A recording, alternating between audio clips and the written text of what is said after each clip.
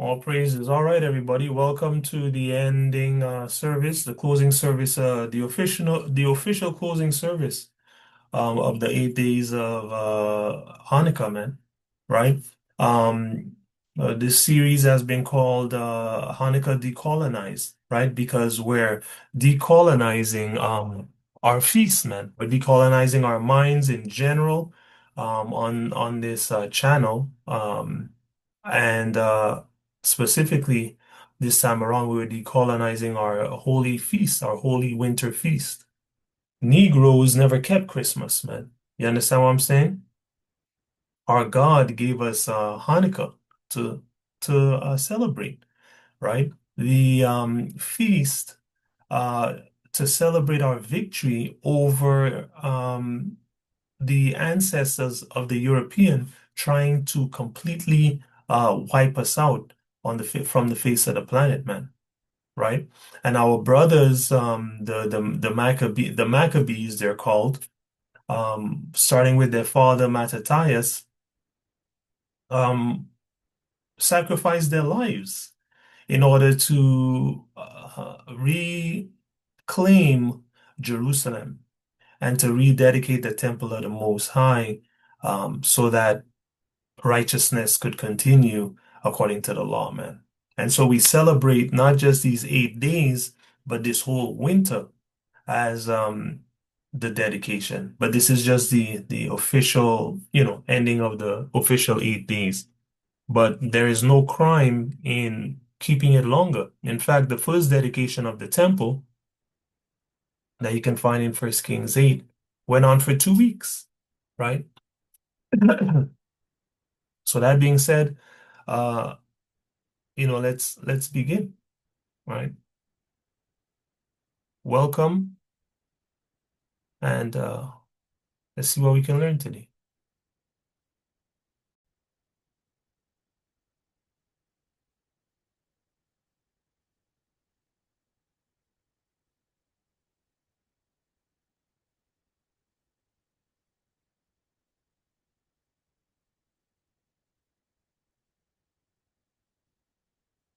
Everyone can see my screen?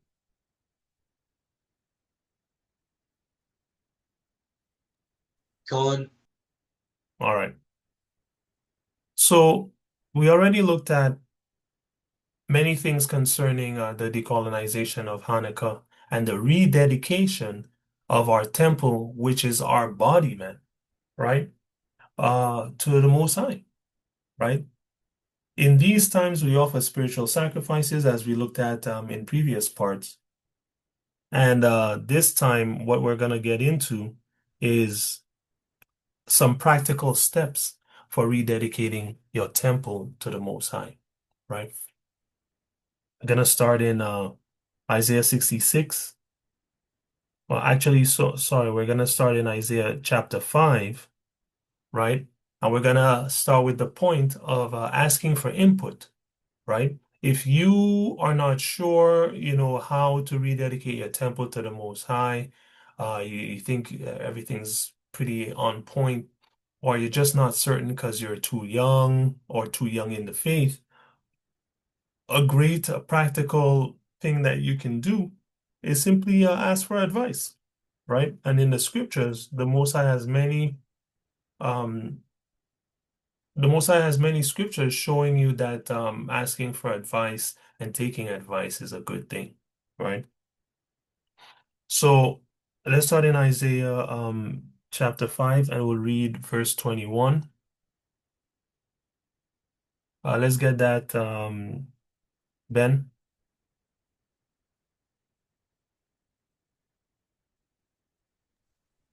woe unto them that are wise in their own eyes and prudent in their own sight. Right, that's it. Right. So the Most High say destruction um comes and actually read 21. Let's qualify this statement, right? Read 20. Sorry, did I say 21? Read 20 before. Woe unto them that call evil good and good evil, that put darkness for light and light for darkness, that put bitter for sweet and sweet for bitter. Pause.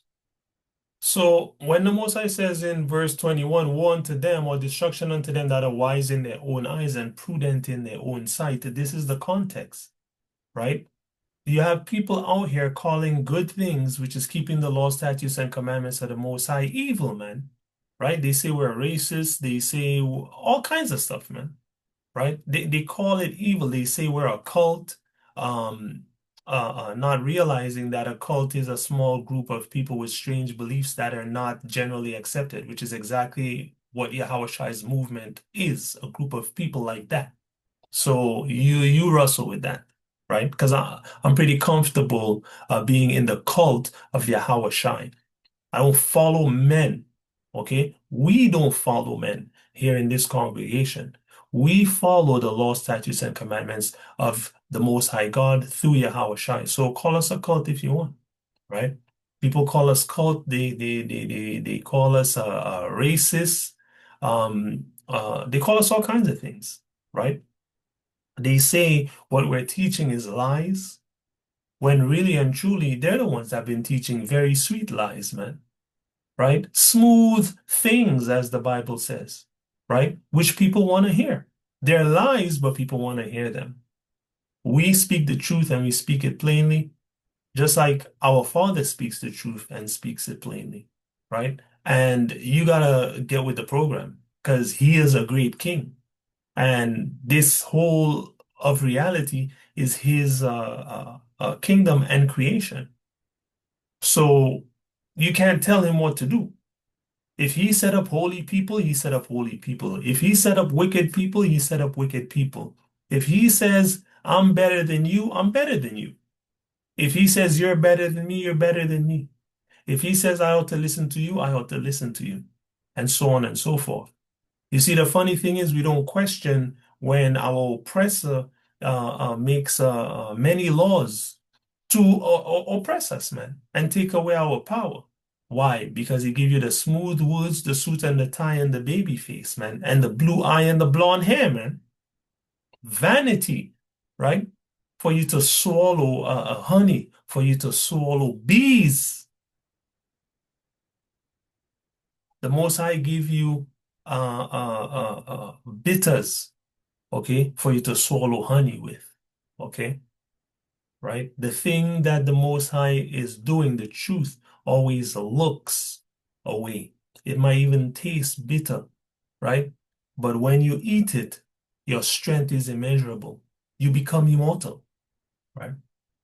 So the Most High says, if you are out here following the law, statutes, and commandments of the world, you're wise in your own eyes and you're prudent in your own sight. If you're out here practicing philosophy, you're a Rasta, you're a Muslim, you're agnostic. Well, Muslim is a religion, but you're agnostic, you're a Rasta, you don't have no religion. You know, God is a woman, or God is the universe energy, and all of these philosophies.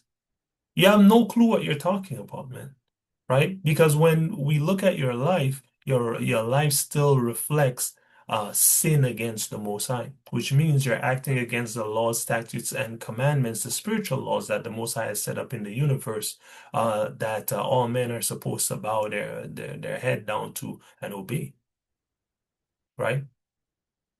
So destruction is gonna come to you according to that, right?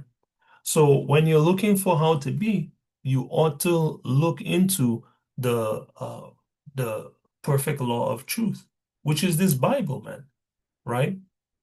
And he tells you in Psalm 147, verse 19 and 20, that it's the Hebrews that are supposed to teach you the Bible, not graduates from the seminary, man, not devils pretending to be holy, man, but the children of Israel, of which I am one, right? We Negroes are the children of Israel.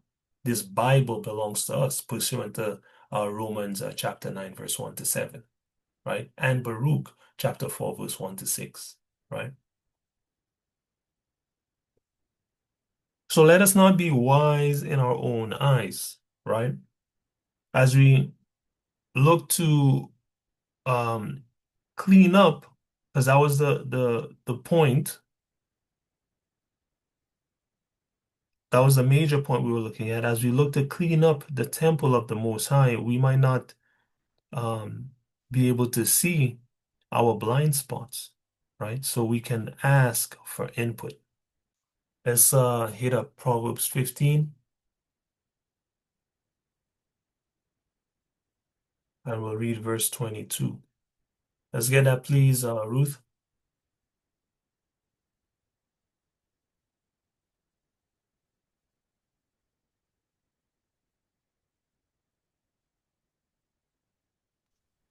Yes. Which verse?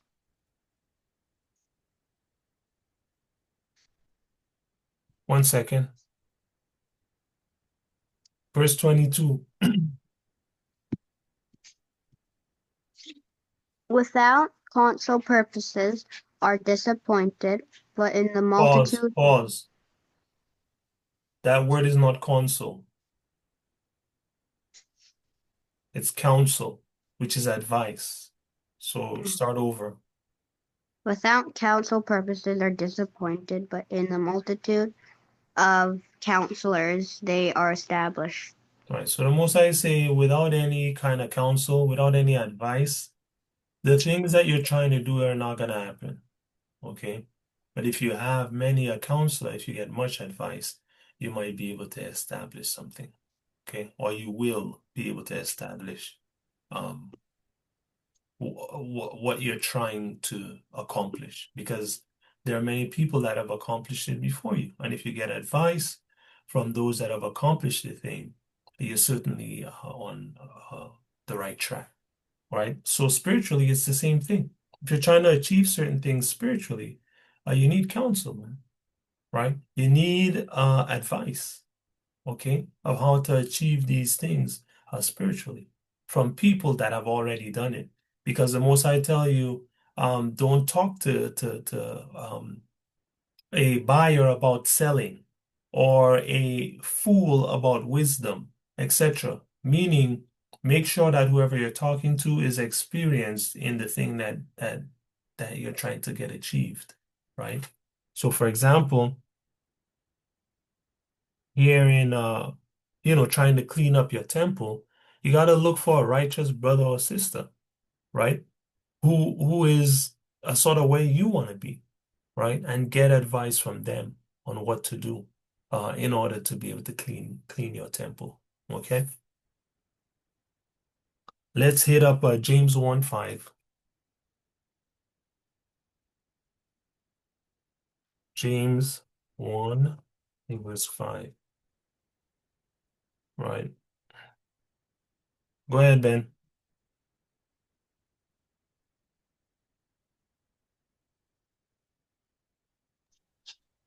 If any of you lack wisdom, let him ask of Yahawah, that giveth to all men liberally, and abr- and upbraideth not, and it shall be given him. Right. So when you're teaching people things, I'm guilty of this as well. They don't get it, you get frustrated, you maybe shout at them, um, you bad them up, we like to say in St. Lucia. How you don't know how to do this, right? How come you don't know how to do this, right? Well, they don't know, right? And you're trying to show them and they're not getting it, and it might get frustrating. Um, you being flesh and blood, you lose patience. But it says if you lack wisdom, right? If you don't know what's going on, you want to know, ask Yahweh. And Yahweh gives wisdom to you liberally, okay, as his children. Notice the word men here is italicized, they inserted it. When it says all, it's talking to the Hebrews. I always got to address that because I don't know who's watching here for the first time. All is always talking about the Hebrews, and that's what Romans 9 is about. Okay, Romans 9, 1 to 7. And then it says, and upbraideth not, meaning the Most High is not going to bad you up when you ask for wisdom. The Most High is going to give you the wisdom so you can easily digest the wisdom. Okay. And he'll give it to you, right? So if you're struggling and you kind of don't know how to go about cleaning your temple, ask Yahawah. Remember this because this is going to come up again, right? This is the simplest way to get wisdom, knowledge, and understanding in how to achieve things. Ask Yahawah, okay? And this theme has been throughout the whole lesson. Put Yahweh's temple first. If you have his temple first and you're about to go do things, obviously you're gonna go and kneel down and ask him first how to get it done. Okay? And he will help you. Thus saith the law, right?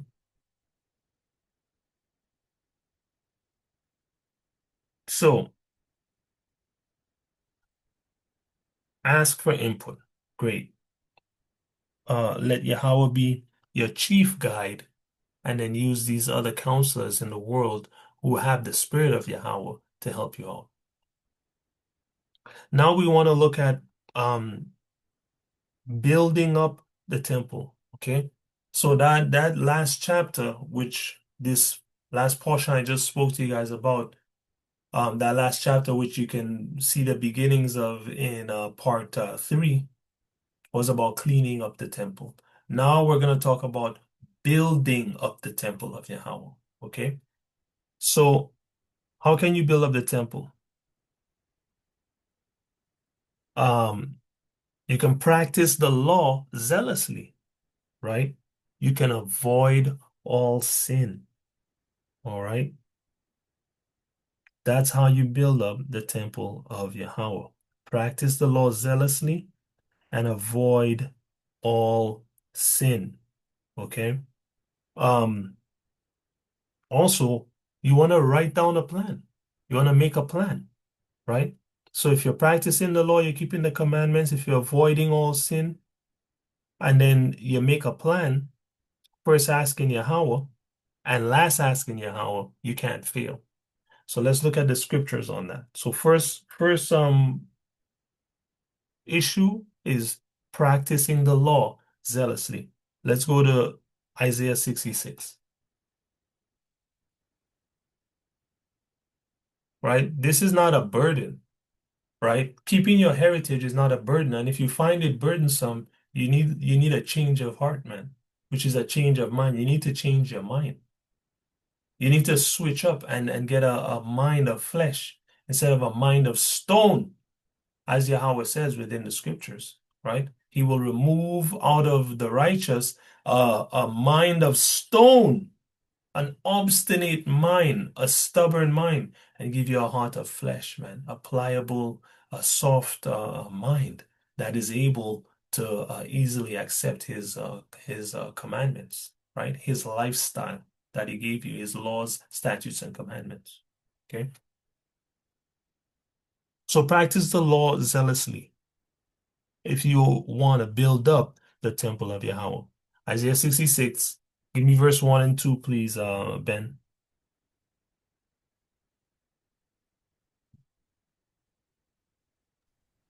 Thus saith Yahawah, the heaven is my throne, and the earth is my footstool. Where is the house that ye build unto me? And where is the place of my rest? Pause. So even though we literally had 2 temples built to Yahweh, Yahweh said, what is this really about? I'm not living in no box you made, man. It's not gonna happen, right? But look at this. Go ahead. For all those things hath mine hand made, and all those things have been, and all those things have been, saith Yahawah. But to this man will I look, even to him that is poor and of a contrite spirit, and trembleth at my word. Contrite. A poor and contrite spirit. That's who Yahweh is looking at. So the Most I tell you, first and foremost, he don't live in no box. So when they tell you, God is in this building, God is in this church. No, he's not. Yahweh is in heaven, man. You don't come down to your little church, man, where you worship demons, man. He's not going to your mosque or your Rasta meeting. He's not there. Yahawah is in heaven, man. Okay? He's not in a box. And then he tells you, well, since I'm not in a box, you know I'm not there. Let me tell you where I am. And he says, I'm with a certain type of person. And then he shows you who that kind of person is. He says here, and by the way, he's like, yo, you think this is new?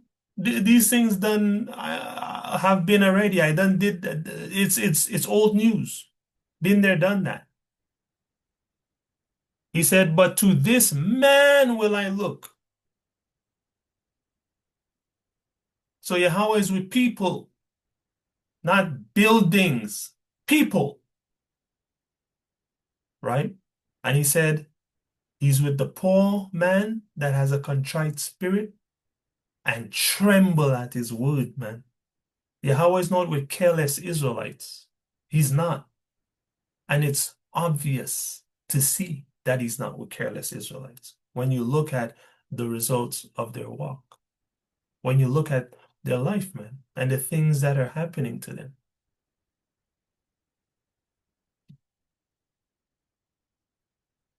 When you look at their lifestyle, you can see whether or not they tremble at his word, or whether they are royal priests, or they just look like any regular Babylonian, sound like, talk like, act like, think like any regular Babylonian. There is a difference. Yahawah deal with the contrite man that tremble at his word, that keep Ecclesiastes, the what is it, the 12th chapter, 13th chapter, 13th verse.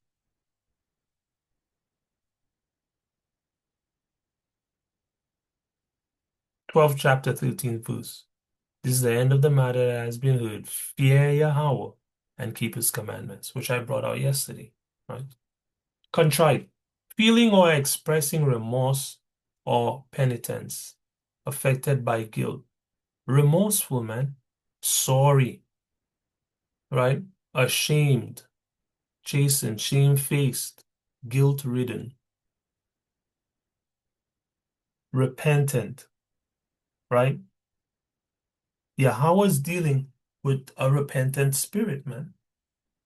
Somebody that is sorry for their sins and is determined to not sin anymore. That's who Yahawah is dealing with, not a building. So the temple in which Yahawah dwells is the man, the individual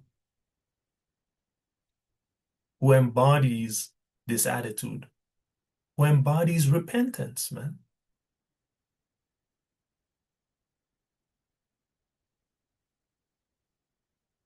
Who is humble, right?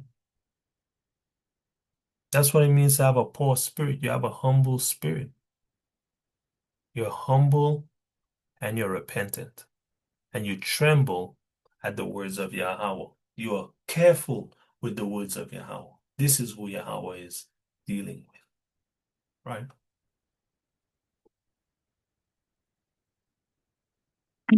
So you want to build up the temple? Be like this man. Let's go to Baruch chapter 4.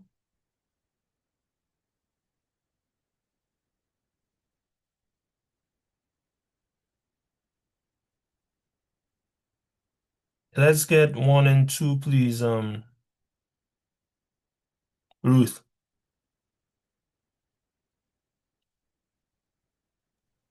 This is the book of the commandments of Yahawah, and the law that endureth forever.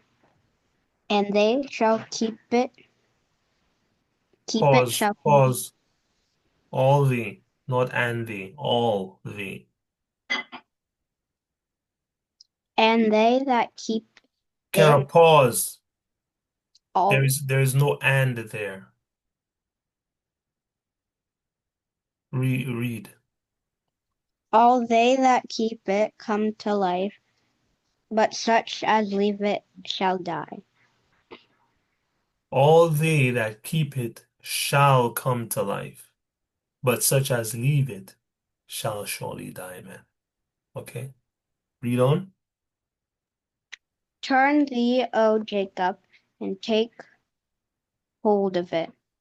Walk in the presence of light thereof, that thou mayest be illuminated. Right. So these heathens like to talk about illumination and Illuminati. The real Illuminati, the real illumination comes from the words of Yahawah. And the Most High says Jacob is the one that is illuminated. The Negro, man, keeping the law, statutes, and commandments of Yahawah are the true illuminated ones, man. The real Illuminati, man. Not these demons, man. Sacrificing children, literally and figuratively, for gold, man.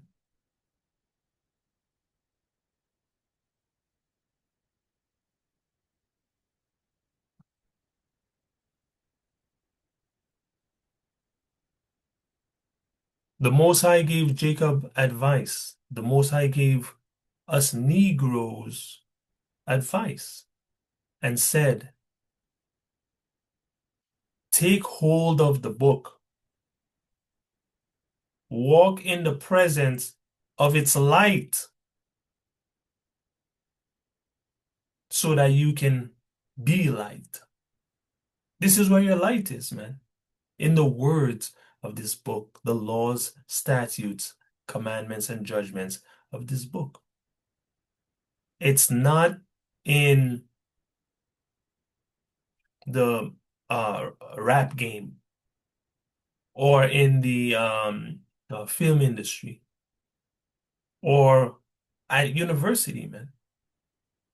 These things are things to develop skill if you know what you're looking for. And if you don't know what you're looking for, these places are places to confuse the hell out of you and remove you as far from the Most High as possible.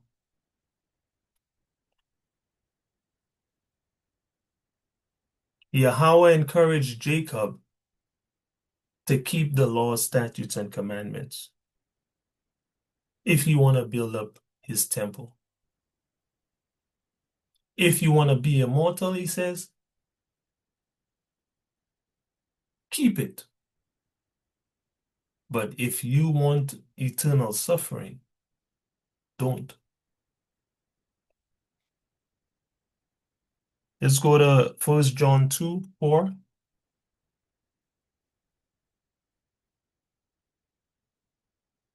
Go ahead, Ben. Read verse 4, and then I have something else for you. He that saith, I know him, and keepeth not his commandments, is a liar, and the truth is not in him. So the Most High tell you straight up, if you say you know him, but you don't keep the commandments, you're a liar. Christians, liars. Rastas, liars. Philosophers, liars. Hippies, liars. Muslims, liars. Agnostics, liars. Buddhists, liars, and the list goes on, man. All these people claim to know Yahawah. Witches, warlocks, liars. But they don't keep his commandments. Yahawah said they're liars, man. And they don't have the truth in them, man. So we're not going to sit here and post their philosophies, man. But these people are liars and not truth sayers.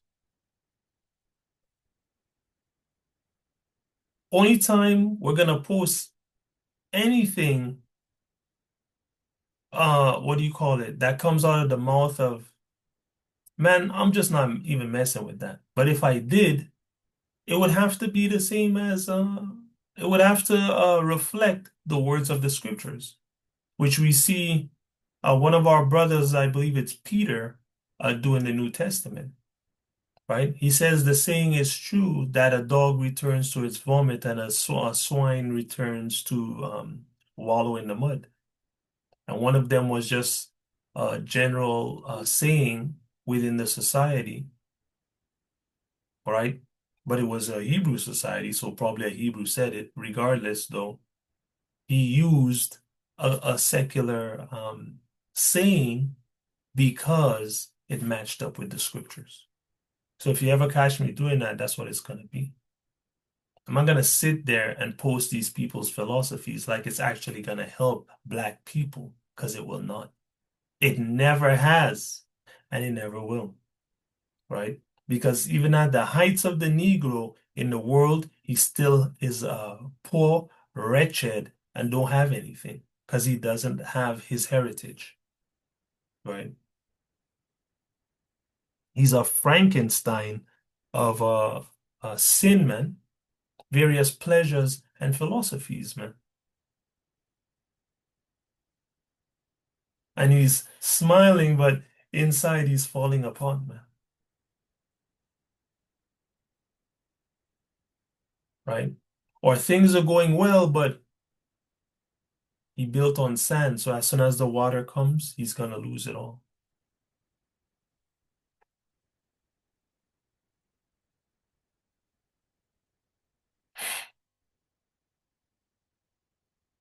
Let's go to chapter 5.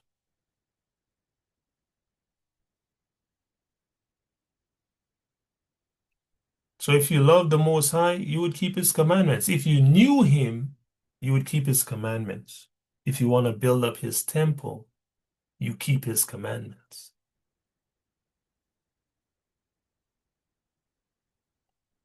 Read verse 3, please. Who was the last reader? Ben, go ahead.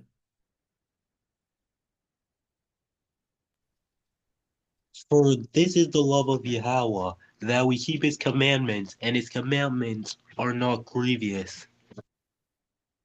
So this is the love of Yahawah, man. Very plain, right? To keep the commandments.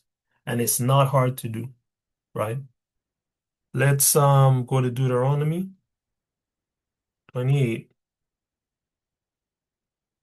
and we'll read verse 1. Go ahead, Ruth.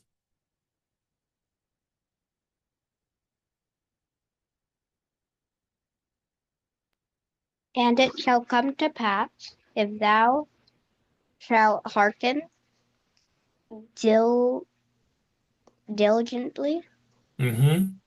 unto the voice of Yahawah thy God, to observe and to do all his commandments, which I command thee this day, that Yahawah thy God will set thee on high above all nations of the earth.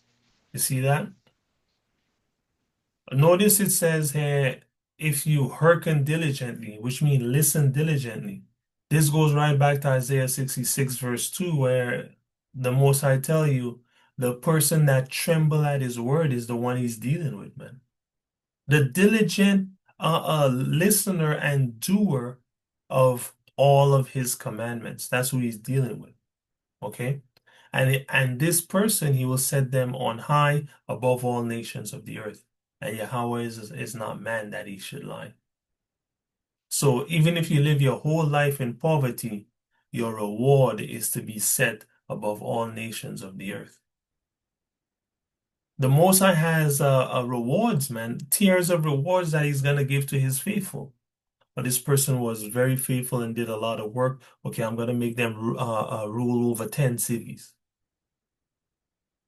right? And we didn't make this up, right?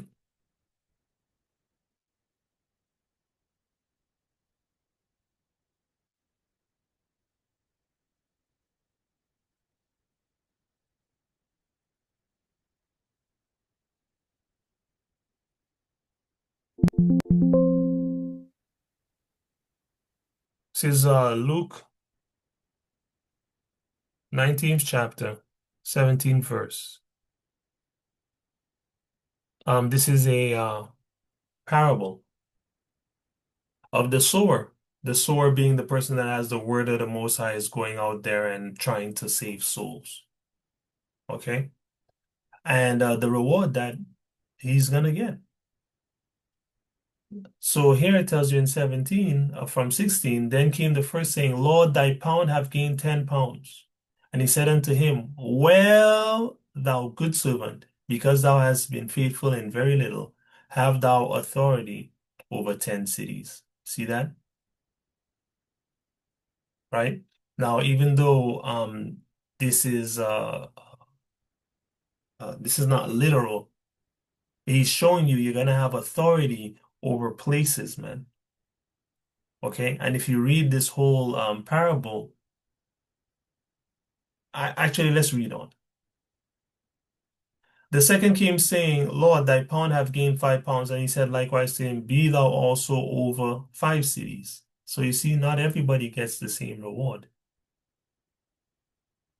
You get rewarded, as it says, all throughout the scriptures according to your work. You do very good, you get 10 cities to rule over, man, on earth. Right? Meaning a great portion. You do okay, you get 5 cities.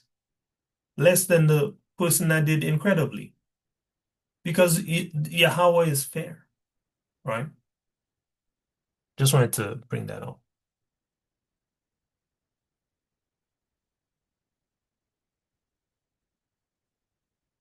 So you want to cleanse the temple of the Most High. You want to build up, the temple of the Most High.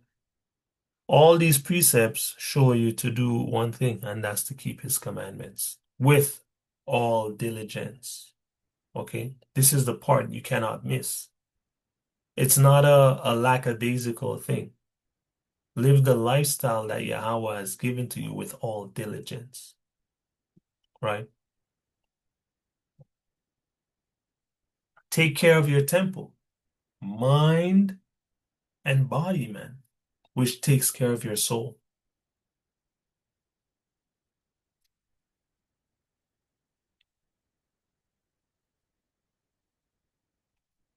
You want to build up the temple of Yahawah? Avoid all sin. Let's go to 1 John 3.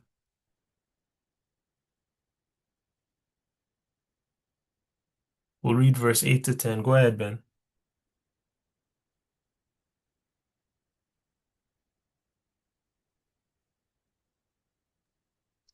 He that committeth sin is of the devil, for the devil sinneth from the beginning.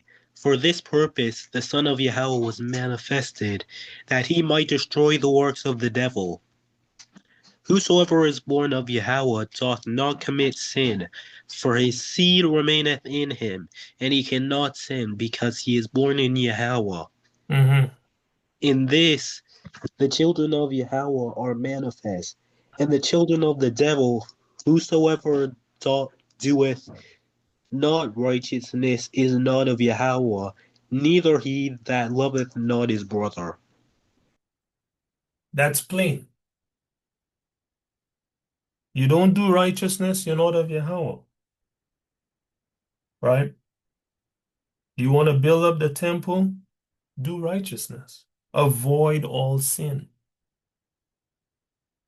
The Most High says, yo, when people are born of him, they don't go around here sinning. So if you see a brother or sister going around there around sinning, don't be coy, right? Know to yourself this person is not of Yahawah. Because those that are of Yahawah don't go around sinning against Yahawah purposely, man. They don't,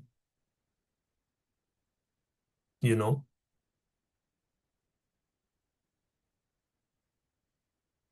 1 John 5, we'll read 16 and 17. Go ahead. Um, Ruth,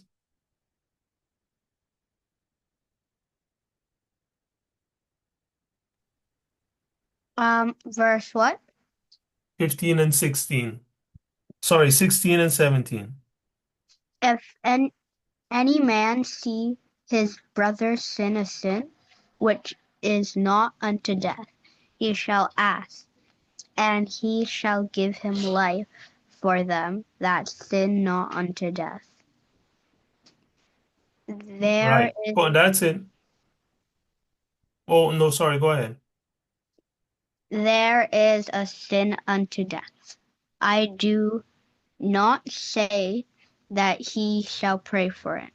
Mm-hmm. All unrighteousness is sin, and there is a sin not unto death. Right. So we know sin is a transgression of the law. All right. Who the scriptures say, whosoever sinneth transgresseth the law, for sin is the transgression of the law.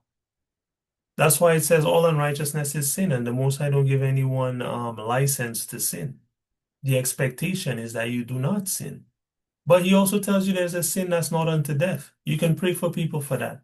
But sins unto death, fornication, etc., all these things he says he's gonna kill you for, lying, teaching lies in his name, don't bother.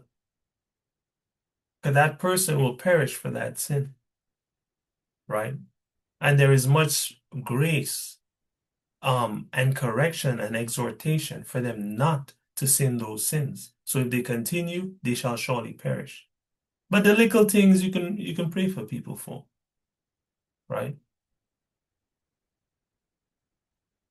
Because there's a difference between sins. You ought to avoid all sins, but there's big sin and there's small sin. Okay? So when you're trying to build up the temple, um, get rid of all these big sins that you're gonna die for. Then you can get rid of the thorns in your flesh, as Brother Paul calls it, the small things that you need to work on, right? Let's go to 1 Corinthians 12 and we'll read 7 to 10.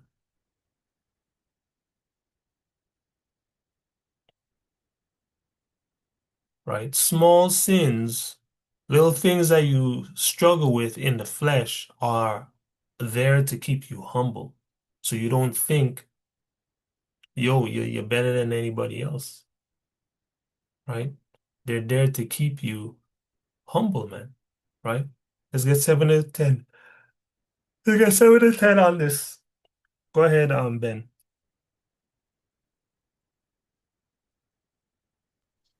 But the manifestation of the Spirit is given to every man to profit with all. Right? So the Spirit is given to every Israelite to profit with, and every sincere stranger to profit with. Well, I can't even speak on the sincere strangers because all I see in the scriptures is the Spirit being given to Israelites. All right. But go ahead. For to one is given by the Spirit the word of wisdom, Hmm. to another the word of knowledge by the same Spirit, Read. to another faith by the same Spirit, to another the gifts of healing by the same Spirit, Hmm. to another the workings of miracles, to another prophecy, to another discerning of spirits, to another divers kinds of tongues, to another the interpretation of tongues. 1 second. Perhaps it's Second Corinthians.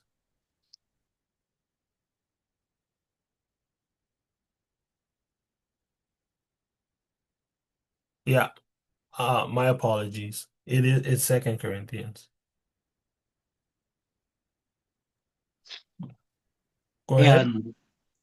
And lest I should be exalted above measure through the abundance of the revelations, there was given to me a thorn in the flesh, messenger of Satan to buffet me, lest I should be exalted above measure. Paul. So this is Paul speaking, and Paul says, listen, um, in case um to prevent me from being exalted above measure, right? Meaning to prevent me from becoming arrogant, essentially.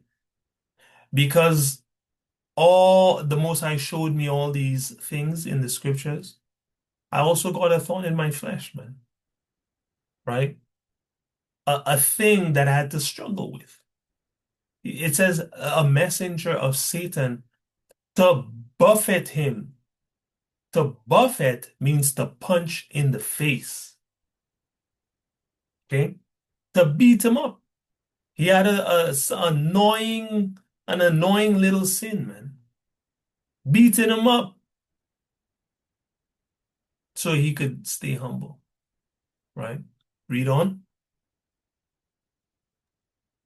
For this thing I besought Yahawah thrice, that it might depart from me. And he So said, pause. So he asked Yahawah 3 times to help him to stop struggling with this.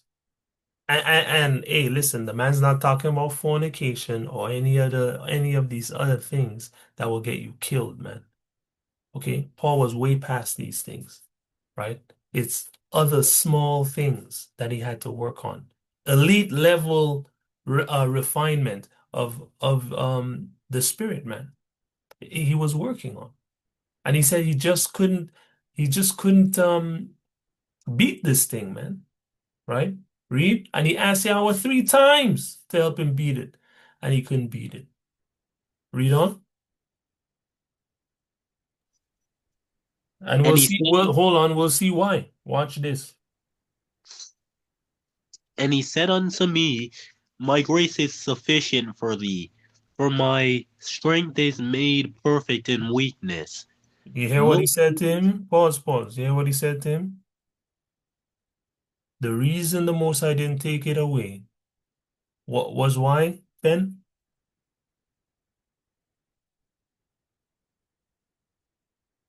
Though the brother was struggling with a certain little sin, what why did Yahweh keep it with him? Well, to humble him, but what did he say? strength is made perfect in weakness. Yes, but more importantly, there's a word there that points right back to Yahweh Shai,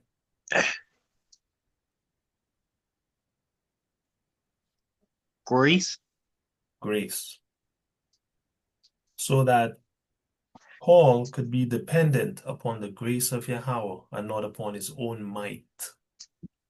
Yahweh left the struggle with him. He said, don't worry yourself, man. The grace is enough, right, to carry you through though you're struggling with these little things. You still have to depend upon the grace of Yahweh Shai. Finish? Read on. most gladly there, most gladly therefore will I rather glory in my infir- infirmities, that the power of Yasha may rest upon me. Read. Therefore, therefore I take pleasure in infirmities, in reproaches, in necessities, in persecutions, in distress for Yasha's sake. For when I am weak, then I am strong. All praises, right? So Yahweh said, listen, man,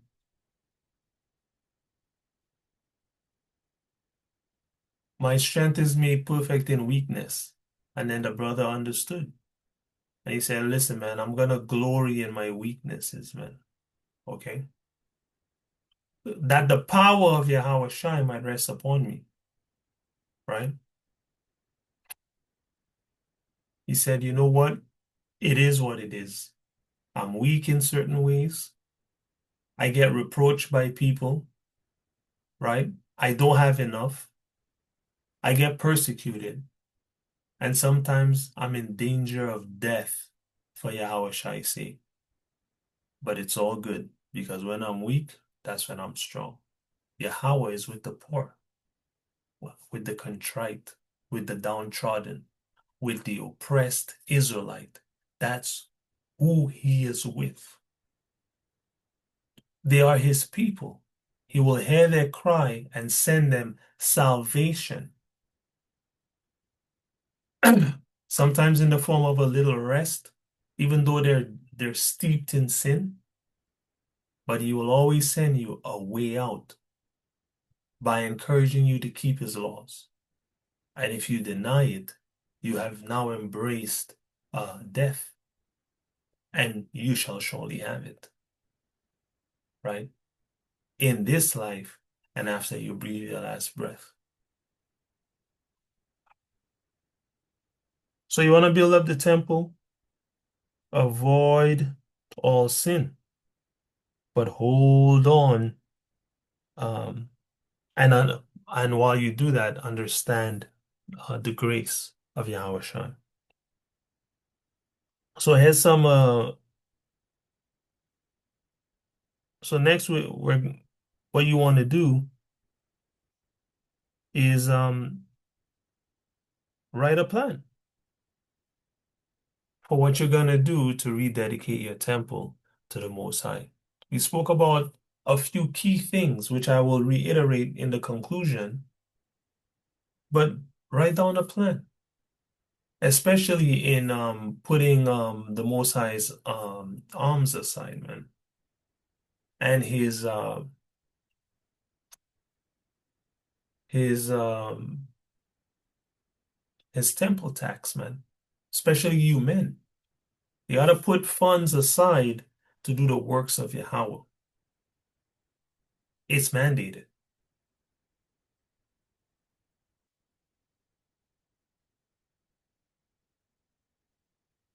So you have a few things to do. It's good to make a plan. You want to build up the temple of Yahawah? Make a plan. Write it down.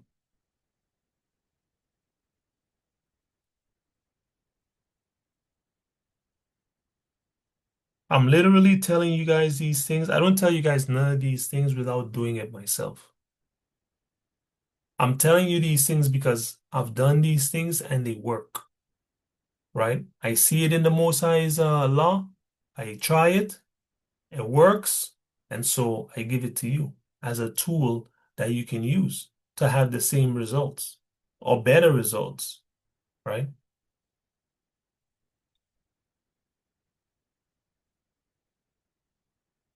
Luke 14, verse 28 to verse 30. Go ahead, Ruth.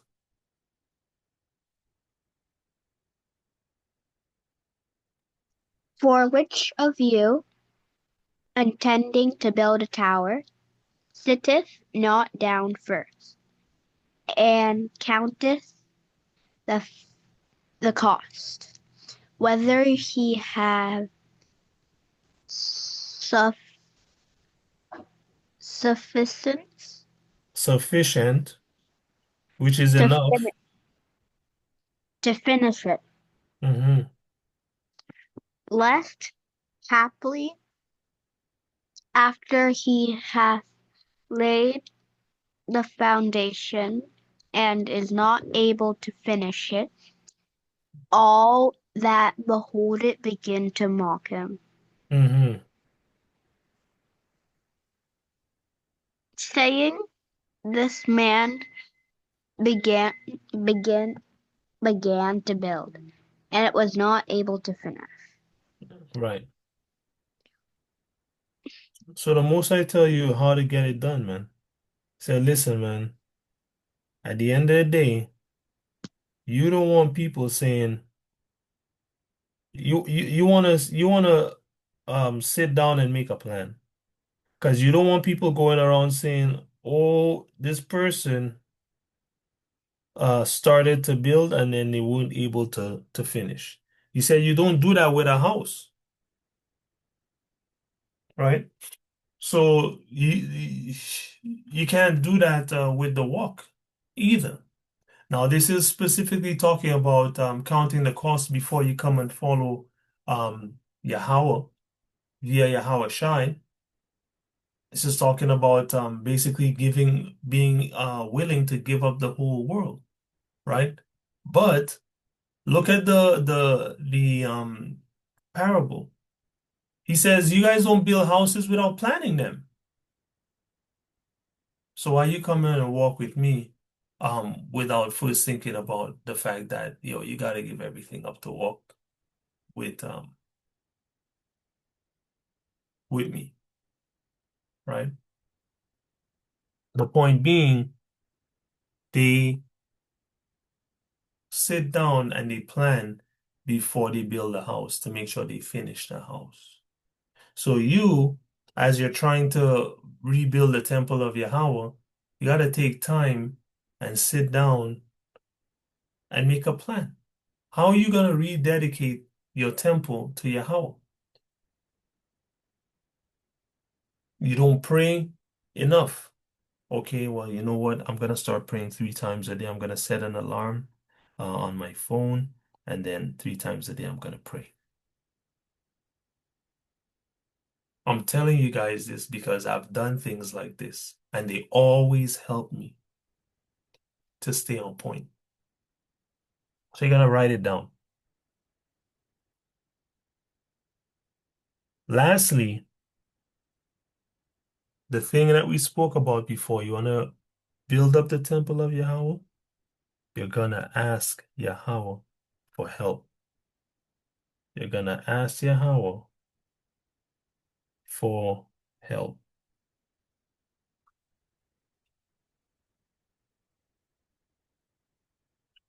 Philippians 4.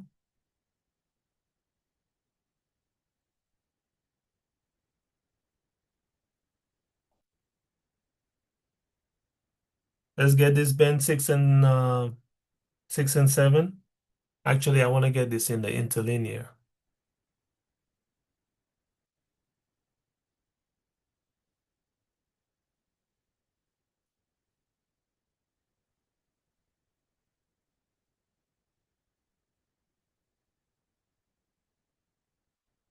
So read this and then we'll go in the interlinear. Go ahead.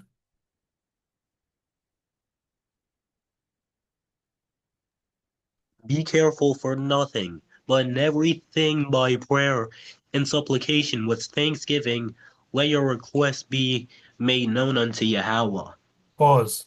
What does it mean when it says be careful for nothing, but in everything? Be careful for nothing. What does that mean?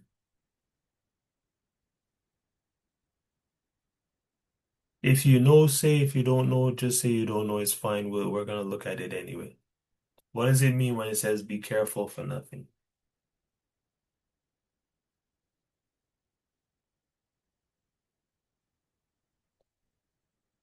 Ben,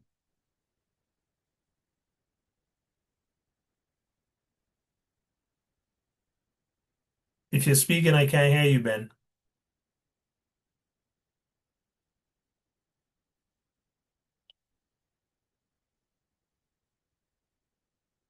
Hello?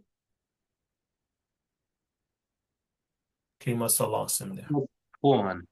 Uh, does it mean like don't be slow for anything? Don't be slow. Did you say don't be slow for anything? Like careful means like I'm thinking careful means like slowly doing things. No, that's not what it means. We're gonna look at it. Read 7. And the peace of Yahawah which passeth all understanding shall keep your hearts and minds through Yasha. Right. So be careful for nothing, but in everything, by prayer and supplication, with thanksgiving, let your requests be known, made known unto Yahweh. Right? Remember, this book is coded. All right. Um, if you see something you don't really understand what it's saying, and when you read in context, oftentimes you can figure out the meaning, especially because of the 1611 English. Okay. We use this because at the end of the day, um, Yahawah is interested in training thinkers, man. Okay, not um people that just gobble up everything they're told. The Most High say the Most High is interested in critical thinkers, okay? Researchers, critical thinkers, right? That's why I tell you a fool will believe every word, but the wise looketh well to their going, okay? That's why he tells you, gives you a command to examine all things, hold on to that which is good, and um, avoid even the appearance of evil. Okay, he's dealing with thinkers, so you can always decipher. Um, Many times you can decipher by reading in context. Okay, and then we have other tools like this interlinear to help us. So to be careful is just a 1611 term that just means don't be anxious. Okay. So here in the interlinear, we have the Greek translated, nothing be anxious about. So the Most High says, don't be anxious about anything. Okay? Don't worry about nothing. All right? But in everything, pray and ask the Most High with thanksgiving.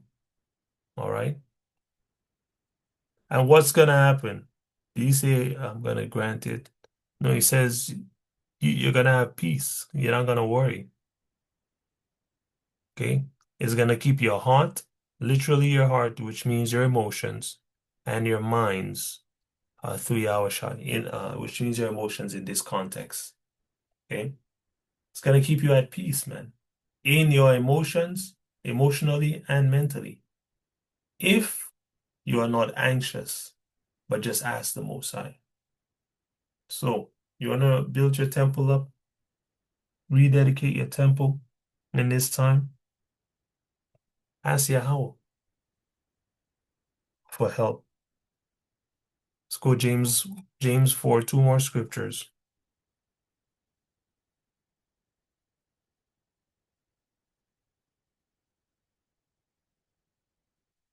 James 4. Ben, let's get 1 to 4 and then 7 to 10. Go ahead. He's unavailable.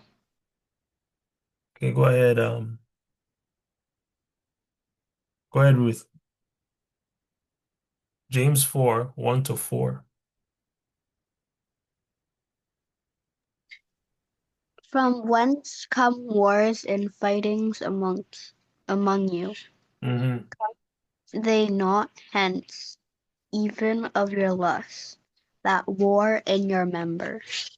All right. So pause. The Most High says, why is there fighting amongst you Hebrews? It comes from your various lusts, man. Right? That are warring against your soul. Right? Go ahead. Ye, ye lust and have not. Mm-hmm. Ye kill and desire to have, and cannot obtain. Pause. The Most High say you want it, you want it, you want it, but you can't get it. The Most High say you kill for things, but you still can't obtain them. Read. Ye fight war, ye yet ye have not, because ye ask not. So the Most High is telling you, Negroes, you even going to war for things, but you don't, and yet you can't get it because you're not asking. Not asking who? Read. Ye ask and receive not, because ye ask amiss, that ye may consume it upon your lust. Pause. So you want money, you want a house, you want you want to win the lottery, you want a new job, you want all these things. The most I say you're not getting it because you're asking for the wrong reasons, man. You just want these things so that you can tell another black person, you can tell another Negro, another Israelite, you ain't up on this like what's his name? Kanye West says, "Oh, you ain't up on this. See my new rollie?" They made a whole industry around boasting um about things you have that your people don't have, right? This is what most of these lyrics in hip hop is about, man. Unfortunately, it used to be a lot more than that, but this is what it has become, right? Because it's most profitable for Esau to destroy the Negroes with total decimation. You can't get a breath of fresh air. He has to contaminate everything.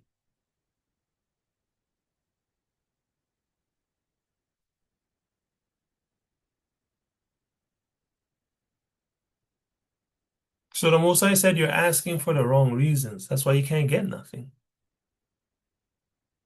right? So when you're trying to build up the temple of the Most High, ensure you're asking for the right reasons when you ask Him, right? Read on.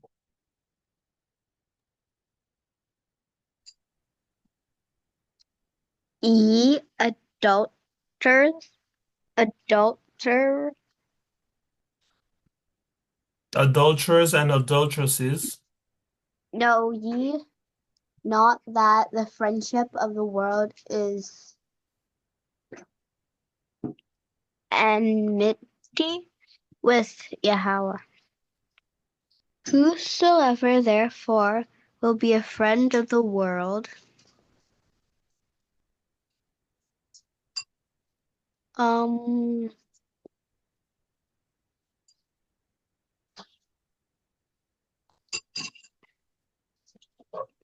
is the enemy of Yahawah. Yeah, right? Whoever is a friend of the world is the enemy of Yahawah, right? Um, so we see what was going on here. These Hebrews were asking for all of these things and doing all of these things. And at the end of the day, they were doing that for worldly reasons, man. Yahweh's not granting your request for no worldly reason, man. He's just not doing it.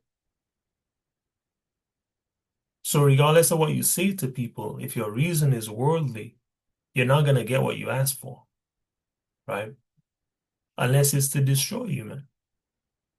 You know?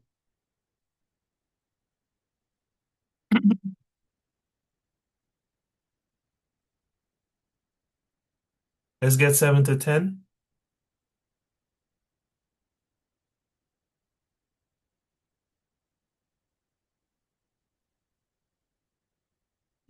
Let's get 7 to 10 and finish this up on asking Yahweh for help. 7.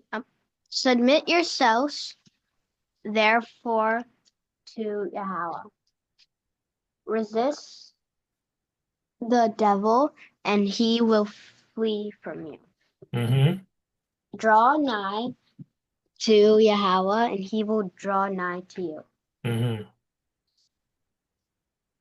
Cleanse your hands, ye sinners, and purify your hearts, ye double-minded. Right? So you lukewarm Israelites, all right? You wicked Israelites, stop sinning, and you lukewarm Israelites, stop with the lukewarmness, man. Right? Go ahead.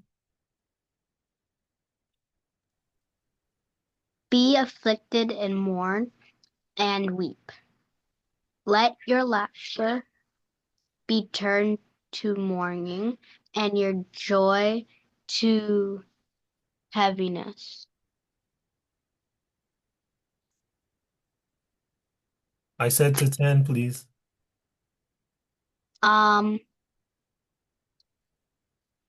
Humble yourselves in the sight of Yahawah, and he shall lift you up. All right. So you want to get the help from Yahawah? Don't ask for things for worldly reasons, man. Right? And it goes back again to Isaiah 66, 1 and 2. Contrite spirit, repentant spirit, right? Humble spirit. Literally, it tells you here, humble yourself in the sight of Yahawah, and he will lift you up. That's the precept for you, right? That's how you get things when you ask, right? Last scripture.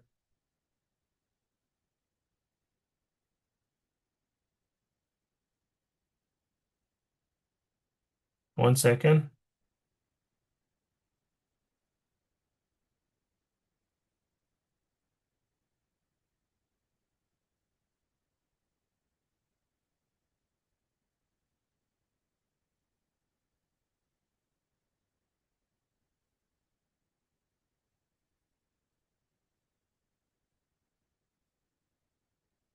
Bear with me.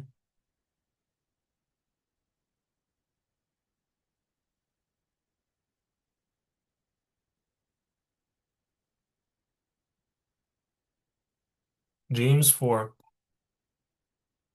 and I will read verse 13 to verse 17. Go ahead.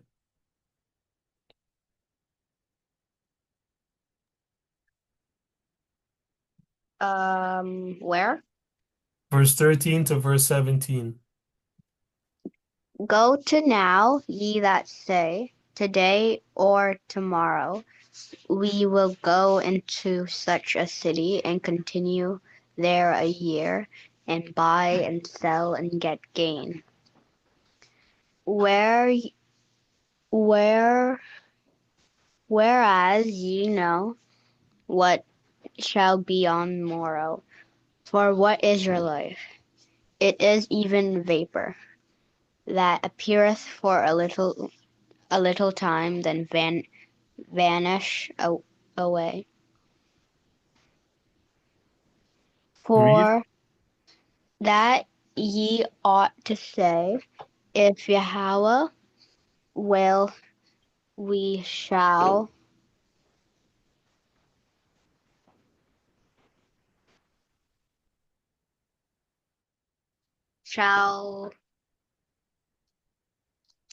and do this or that.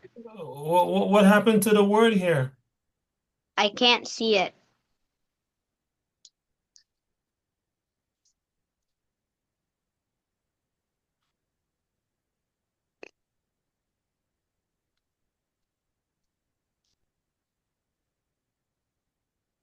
Go ahead. For that ye ought to say, if Yahawah will, we shall live and do this or that.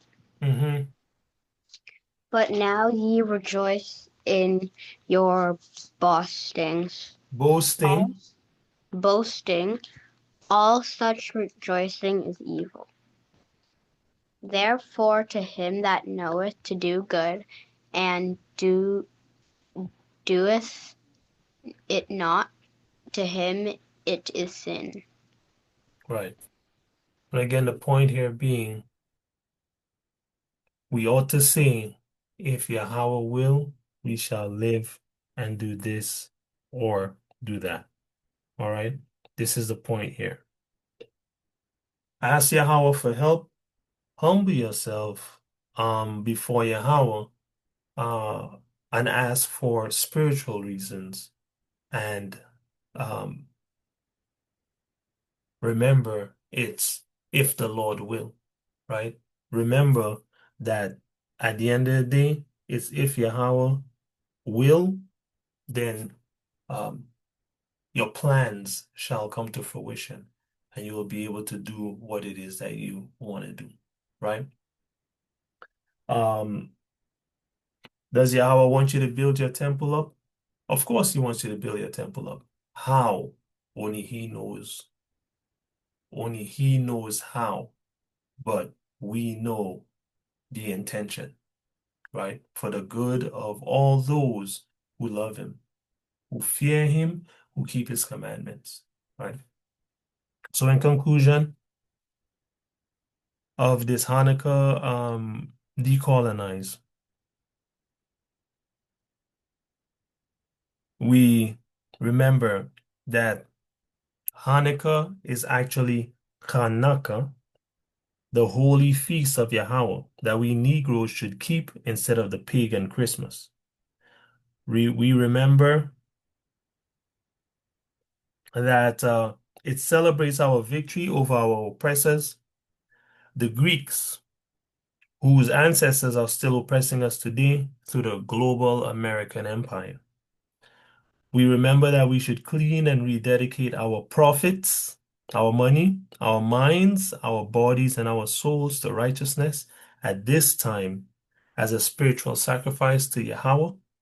And we remember that we can achieve all this simply by asking Yahawah for guidance, which He will give us through His counselors, through dreams, through signs, and through His Bible. All right? So all praise to Yahawah in the name of Yahweh Shai, His Son. So be it. For those who are watching this online, I pray that this was edifying to you, this built you up and taught you something. And if it did, definitely be sure to give the video a like. And if you want to learn more, certainly keep the connection with us by subscribing to the channel, or just making yourself known so that we can build together. Because we out here trying to help our people, the Negroes, return to their royal heritage. All right. For you sincere strangers, religion is not the answer, neither is philosophy or anything that the oppressor has told you. Okay, that's not the solution. The solution is the spiritual law, which you can learn under the tutelage of God's ordained teachers, who are the so-called Negroes, the biblical Israelites. And you can find that in Psalm 147, verse 19 and 20, and some other scriptures that I mentioned earlier in this video already. And to the oppressor that has destroyed the world and the children of Israel, the Most High has reserved for you the deepest, darkest depths of destruction, and you shall surely have it at His hand. Hallelujah, hallelujah, hallelujah.